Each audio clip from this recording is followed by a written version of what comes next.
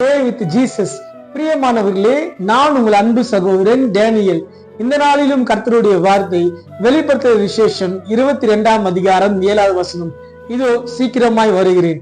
பிரியமானவர்களே, இந்த 2024ஆம் ஆண்டுல ஜனவரி மாதம் முதல் நவம்பர் மாதம் வரை ஆண்டவராய் இயேசு கிறிஸ்து தம்முடைய கிருபையை நமக்கு கொடுத்து கண்ணின் மணி போல பாதுகாத்து வந்தார். இந்த டிசம்பர் மாதம் 1ஆம் தேதியை காணும்படி ஆண்டவர் நமக்கு உதவி செய்திருக்கிறார்.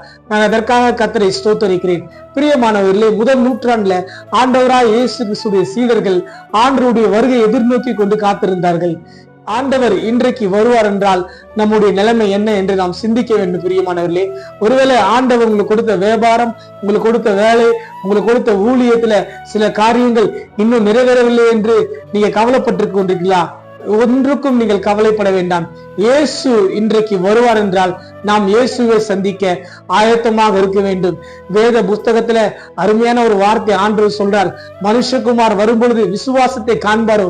அநேக காரியம் நாம் ஆண்டவருக்காக செய்து கொண்டிருக்கிறோம், அது மிகவும் நல்லது. ஆனால் அதன் மத்தியில் இயேசு கிறிஸ்து இன்றைக்கு வருவார் என்றால் நம்முடைய ஆத்துமா அவரோடு பரலோகத்துக்கு போத அந்த நிச்சயம் உங்களுக்குள்ள இருக்கிறதா? ஒருவேளை நாம் பாவத்தில் இருப்போம் என்றால் இயேசுடைய ரத்தத்தினாலே உங்களுடைய பாவத்தை நீங்க கழுவி கொள்ளுங்கள். உங்களுடைய பாவத்தை நீ அறிக்கையிட்டு இயேசுடைய சமூகத்துக்கு வாங்கள். என்ன கவலை, என்ன பிரச்சனை, என்ன போராட்டம் இருந்தாலும் எல்லாமே இந்த பூமியை தான். இயேசு இன்றைக்கு வருவார் என்றால் நாம் இயேசுவோடு போகிறப்போ இந்த பூமியில் நாம் பட்ட கஷ்டங்களுக்கு, பாடுகளுக்கு, எல்லாவற்றுக்கும், அவருக்காக சகித்த உபத்திரவங்களுக்கு எல்லாவற்றுக்கும் அந்த பரலோகத்துல இயேசு நமக்காக பலன் வைத்திருக்க. பிரியமானவர்களே, எனவே இந்த டிசம்பர் மாதம் ஆண்டவராய் இயேசு கிறிஸ்துடைய வருகை இருக்கும் என்றால் இயேசுவை சந்திக்க நீ ஆயத்தமா இருங்கள். கர்த்தர் உங்களை ஆசீர்வதிப்பார். God bless you.